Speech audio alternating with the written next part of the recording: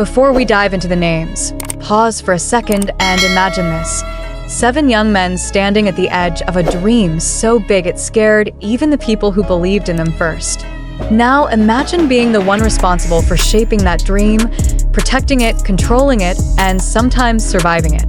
This isn't a story about difficult idols in the lazy, gossip sense. This is about pressure, personality, genius, and the kind of chaos that only real talent can create. Bang Si-hyuk wasn't just managing schedules or fixing choreography mistakes. He was managing minds, emotions, egos, fears, explosive growth, and 7 completely different definitions of what it means to be an artist. Some members challenged him intellectually, some emotionally, some spiritually, some pushed boundaries without even realizing it, and some knew exactly what they were doing and did it anyway. What happens when brilliance turns unpredictable? When passion becomes stubbornness, when innocence collides with global fame. This ranking isn't about who is bad or problematic. It's about who tested limits, rewrote rules, and forced Bang Si-hyuk to grow alongside them. Who made him lose sleep, who made him question his own philosophy, who scared him the most, not because they were weak, but because they were too strong in their own way. And most importantly, who pushed BTS to become what they are today by being impossible to simplify. As we count down from 7 to 1, ask yourself this: is the hardest member to manage the one who rebels loudly or the one who silently carries too much power? Is genius something you control or something you survive? Let's begin. Number 7. Taehyung, the beautiful chaos. If there was ever a member who could make Bang Si-hyuk pause mid-sentence, sigh deeply, and rethink every management rule he believed in, it was Taehyung. Not because he was rebellious in a loud, destructive way, but because he was impossible to predict. Taehyung entered BTS with a personality that didn't follow idol logic, corporate logic, or even common sense logic.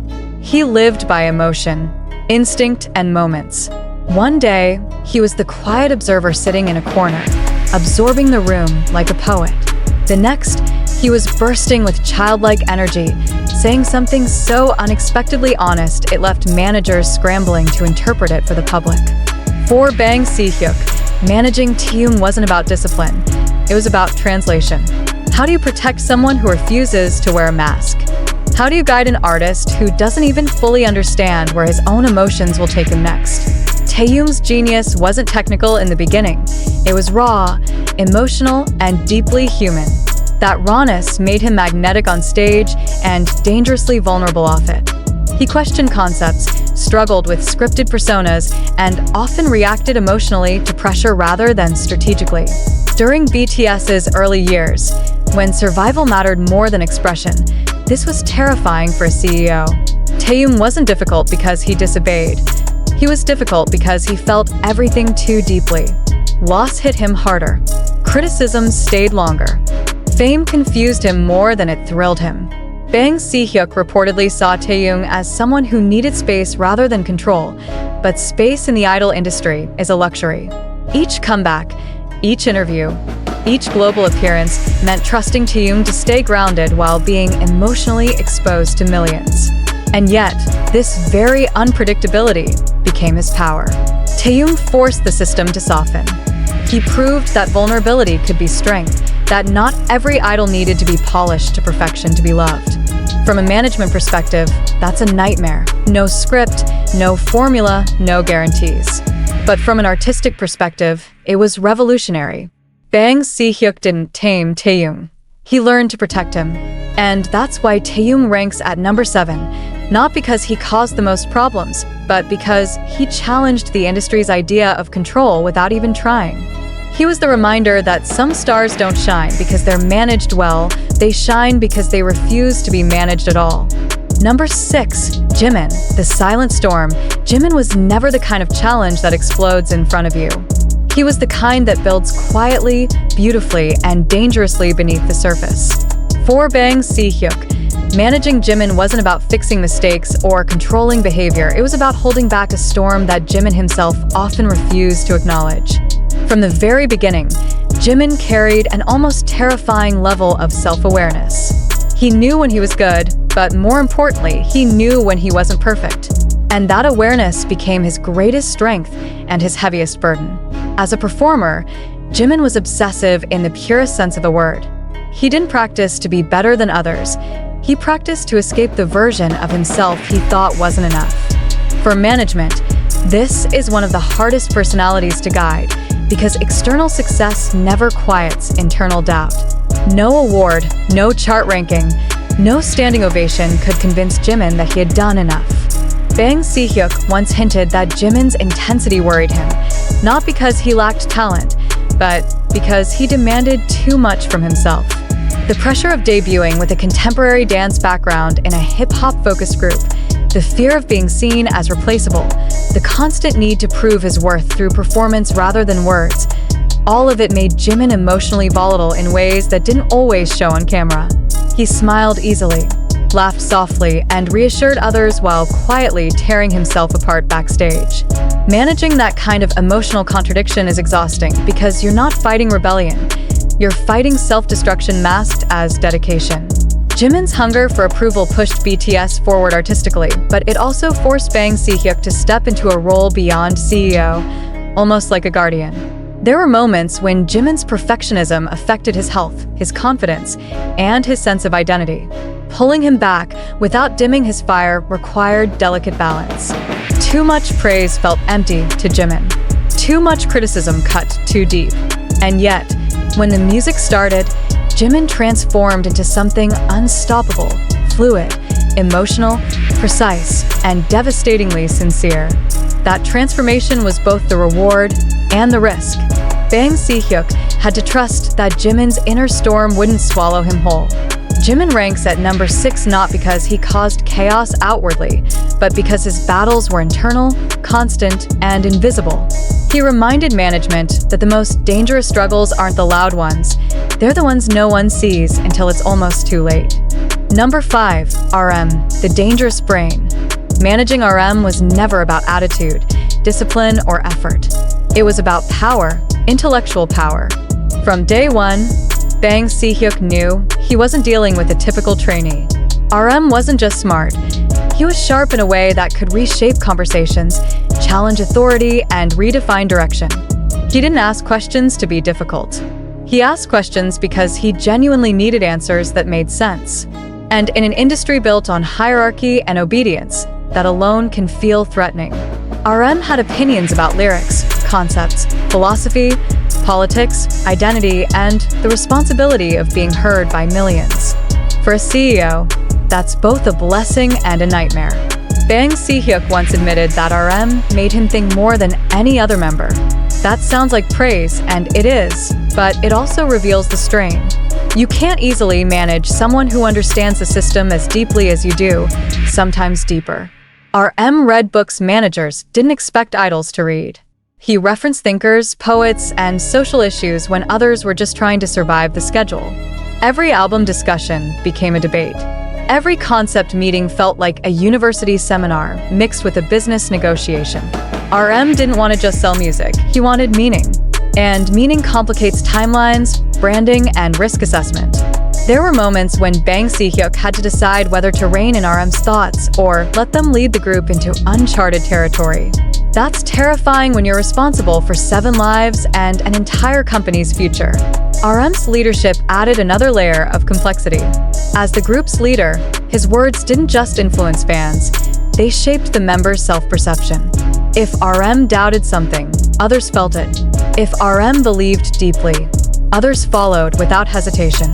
Managing RM meant managing the emotional and intellectual gravity of BTS itself. He carried guilt heavily, especially when mistakes happened, internalizing responsibility beyond what was fair. His public missteps early in his career haunted him, forcing Bang Si-hyuk to navigate growth, accountability, and forgiveness in real time under global scrutiny. RM's genius pushed BTS into becoming artists rather than products, but that evolution came with risks that couldn't be predicted by spreadsheets or trend reports. Bang Si-hyuk didn't control RM's mind. He partnered with it, argued with it, and sometimes surrendered to it. RM ranks at number 5 because intellect is the hardest thing to manage when it refuses to stay quiet. He wasn't dangerous because he rebelled. He was dangerous because he understood exactly what he was doing and chose depth anyway. Number 4. Jungkook, the uncontainable prodigy. Jungkook was never difficult in the way people expect. He listened well, worked harder than anyone, and rarely talked back. And that's exactly what made him so hard to manage. From Bang Si-hyuk's perspective, Jungkook wasn't a problem child. He was a force of nature that grew faster than any system designed to contain him. Debuting at just 15, Jungkook entered BTS like an empty canvas with frightening potential. He absorbed everything: vocals, dance, rap, stage presence, cameras, languages, even leadership cues he learned by watching, copying, and then quietly surpassing. That kind of growth is thrilling at first. Then it becomes terrifying. How do you guide someone who doesn't know his limits because he hasn't found them yet? Bang Si-hyuk once described Jungkook as someone who doesn't know how powerful he is, and that innocence was the real challenge. Jungkook pushed himself physically and mentally without realizing the cost. He practiced until dawn, injured himself and hid the pain, and carried expectations that grew heavier with every comeback. As the golden magne, the industry didn't just expect excellence, it demanded perfection. Managing Jungkook meant protecting him from the world and from himself at the same time. There were moments when his hunger to improve bordered on self-erasure. He didn't ask, "Is this enough?" He asked, "What else can I do?" That mindset made him extraordinary on stage and dangerously vulnerable off it. Fame hit Jungkook differently. While others processed it intellectually or emotionally, Jungkook internalized it as responsibility. Every mistake felt like betrayal. Every success felt like something he had to maintain forever. Bang Si-hyuk had to step in repeatedly, not to push Jungkook forward, but to slow him down, an almost impossible task when the world is chanting your name. Jungkook's influence on fans was massive, almost disproportionate to his age, and that kind of magnetism can't be trained or controlled. It just exists. And when it does, management strategies break down. Jungkook didn't challenge authority. He overwhelmed it with growth. He matured faster than expected, emotionally and artistically, sometimes before the company was ready to reposition him. Bang Si-hyuk wasn't managing rebellion, he was managing acceleration. Jungkook ranks at number 4 because prodigies don't wait for permission to become legends. And when talent explodes before structure can catch up, even the most experienced leaders are forced to chase rather than lead. Number 3, Jin, the unexpected wild card. Jin looked easy to manage on paper. Polite, respectful, punctual, emotionally stable, and rarely involved in controversy.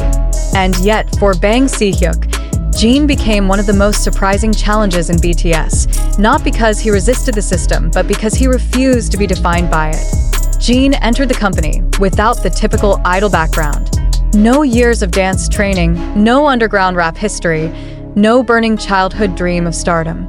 He was an actor student who stepped into an industry that immediately tried to box him in as the visual.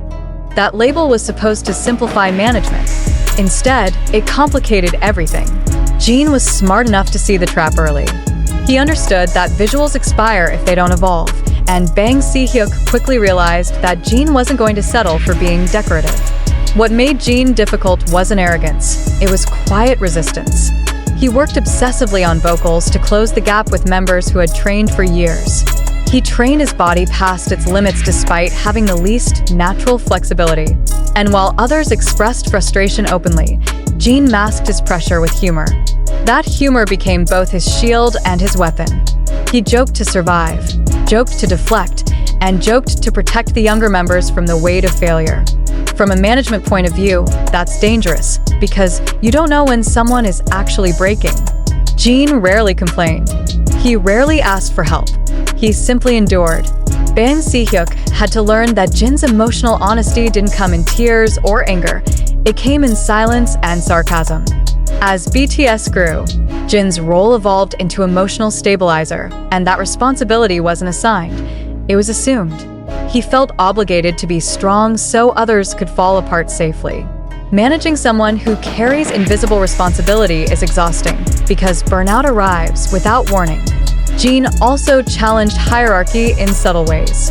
He respected authority, but didn't worship it. When concepts didn't align with his values, he didn't rebel. He negotiated. Calmly, rationally, firmly.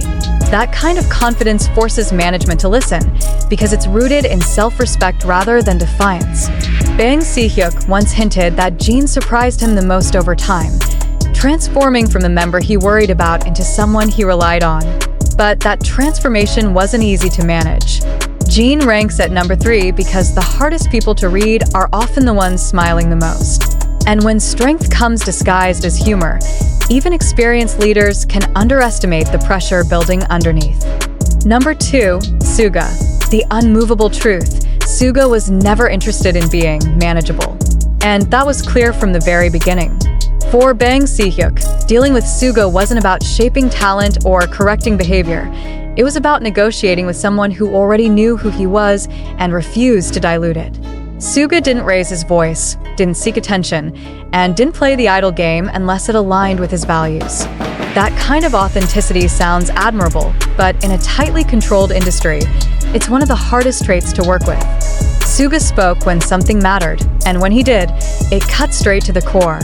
No sugarcoating, no emotional cushioning. If something felt fake, inefficient, or meaningless, he said it.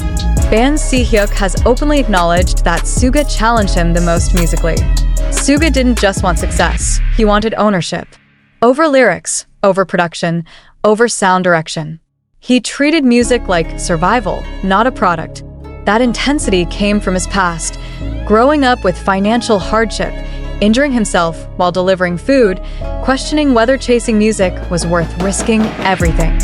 Those experiences hardened his resolve. By the time BTS debuted, Suga wasn't looking for validation. He was looking for truth. Managing Suga meant understanding that pressure wouldn't motivate him. Principles would. Threats didn't work. Trends didn't impress him. Only substance mattered. He pushed back against concepts he didn't believe in, fought for lyrical honesty even when it was risky, and openly criticized his own work to a brutal degree. That self-criticism often bordered on self-destruction, worrying Bang Si-hyuk deeply. Suga carried depression and anxiety quietly, masking it with sarcasm and work ethic. From management's perspective, he was a paradox, stable yet fragile, confident yet internally at war. Letting Suga speak freely risked controversy. Silencing him risked losing the soul of the group. Bang Si-hyuk had to walk a tightrope, protecting Suga from the industry while protecting the company from Suga's honesty. And yet, that honesty became BTS's backbone. Suga didn't bend easily, but when he trusted, he committed fully. He ranks at number 2 because you can't manage someone who stands on truth alone. You can only choose whether to stand with them or step aside. Number 1, Jhope. The relentless standard. Jhope being number 1 surprises a lot of people, and that's exactly why he belongs here. Because his difficulty never came from conflict, rebellion, or resistance. It came from expectation, from consistency, from a level of professionalism so extreme that it quietly raised the bar until even Bang Si-hyuk himself felt the pressure. Jhope wasn't hard to manage because he caused problems. He was hard to manage because he solved them before anyone else even noticed they existed. From the earliest days of BTS, Jhope functioned like an internal engine. Dance leader, mood maker, performance director, emotional regulator, roles he was never officially given, but naturally assumed. For management, this creates a unique kind of stress. When someone becomes the standard, everything starts to orbit around them. Jhope practiced longer, corrected choreography more precisely, and noticed mistakes others missed. Not in a controlling way, but in a deeply responsible one. Bang Si-hyuk has hinted that Jhope scared him, not because he was unstable, but because he was too stable, too reliable, too good at carrying weight that wasn't meant for one person. Jhope's smile hid an almost military-level discipline. When concepts failed, he internalized it. When performances fell short, he blamed himself. When members struggled, he compensated with more energy, more preparation, more control. Managing Jhope meant constantly reminding him that he didn't need to hold everything together alone. But that's the hardest thing to convince someone who believes leadership means sacrifice without visibility. J-Hope also challenged Bang Si-hyuk artistically in subtle ways. His understanding of performance wasn't just technical, it was emotional architecture. He knew how stages should feel, how crowds should breathe, how energy should rise and fall. That level of awareness meant he sometimes saw flaws in execution that management hadn't anticipated. And when he spoke up, it wasn't emotional, it was precise.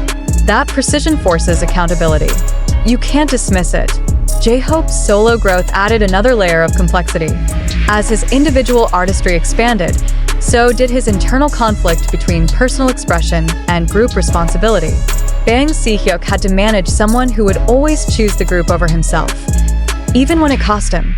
That kind of self-erasure is dangerous, because burnout doesn't announce itself. It arrives silently.